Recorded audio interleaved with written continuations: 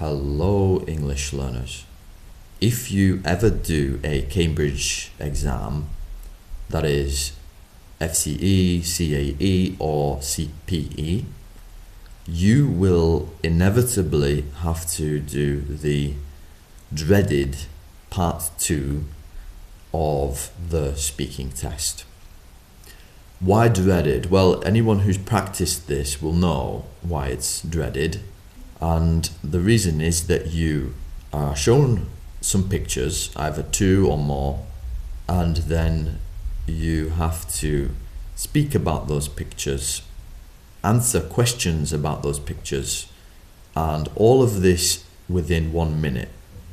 1 minute to basically look at those pictures, decide how to answer these quite abstract, quite generalized, and quite broad questions about those 2 pictures before the minute is through. All the while, you know that this is a good portion, quite a sizable portion of your speaking test, which itself is quite a sizable portion of your entire mark. So this is the perfect recipe for panic mode and not knowing what to say and sort of butchering your entire attempt at scoring those precious marks.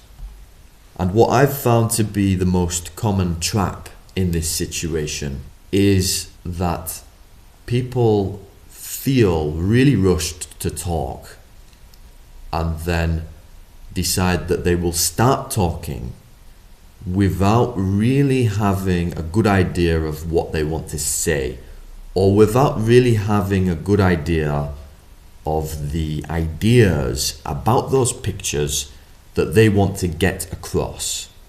So, how do you know what to say?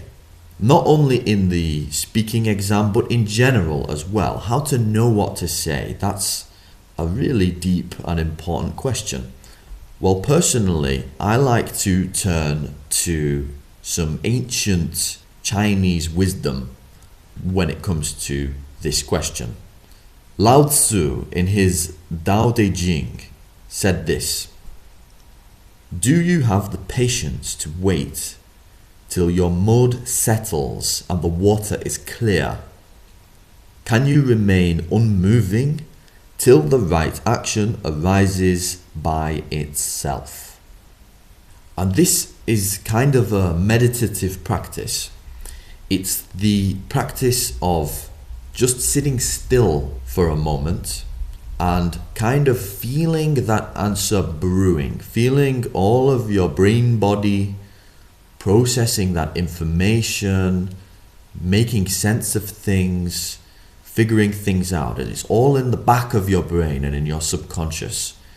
And it's sort of trusting that process and then feeling that that process is finished and that there is an answer that's sort of sitting in your chest, in your throat, sitting on your tongue, ready to be given. And then you can go through with that and give that answer with confidence. There was, I think, another philosopher, I can't remember who, maybe Wittgenstein, and he said that language is merely the symbols of our ideas. And I think that's pretty obvious. We know that, whenever you're saying something, there is an idea behind what you're saying, and those words are getting that idea across. So obviously then you have to have an idea before you speak.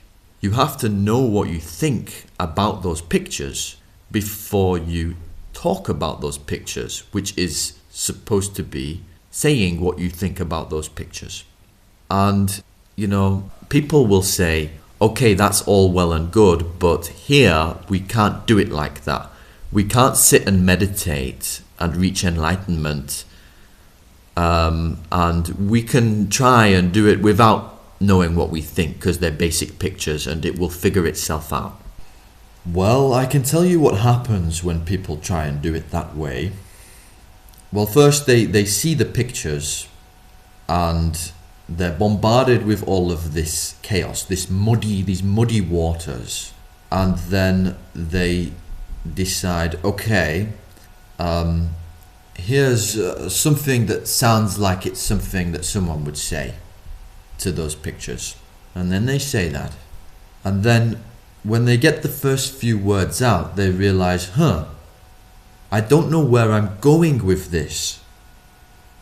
So I really don't know what to say next. And then they stall. They block. They kind of say,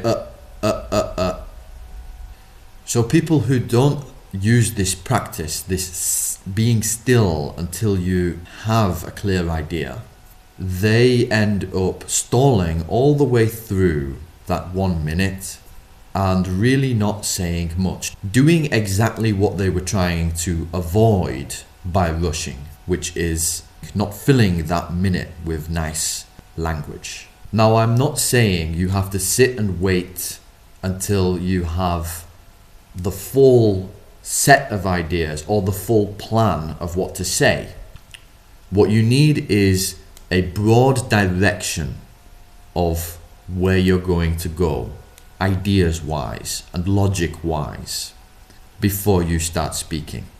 And something brilliant and amazing happens then, which is you can start expressing ideas and periphery ideas, nuances. They are kind of being produced in the back of your mind while you're already speaking, and there can be this flow of ideas to words while you are speaking.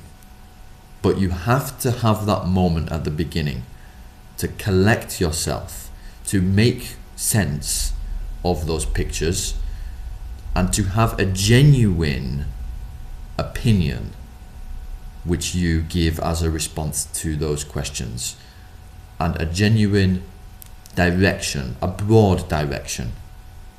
So we can look more closely at this analogy of stalling, and it is very much like stalling in a car. So if you are starting a car and you take your foot off that clutch too fast, then the engine will shut down, and that's what stalling is.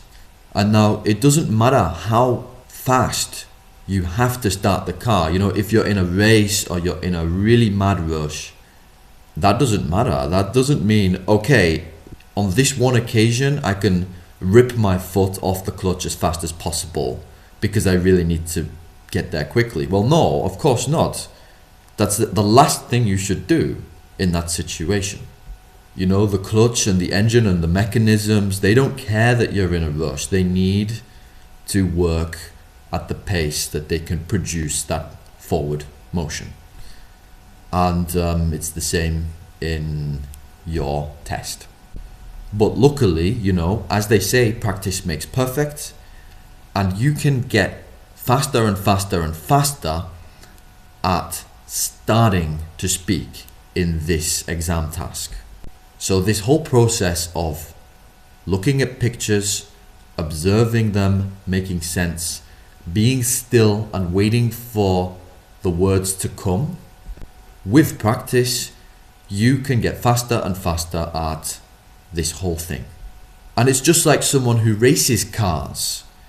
They can get better and better at lifting that clutch off faster and faster, but never too fast, never so fast that they stall.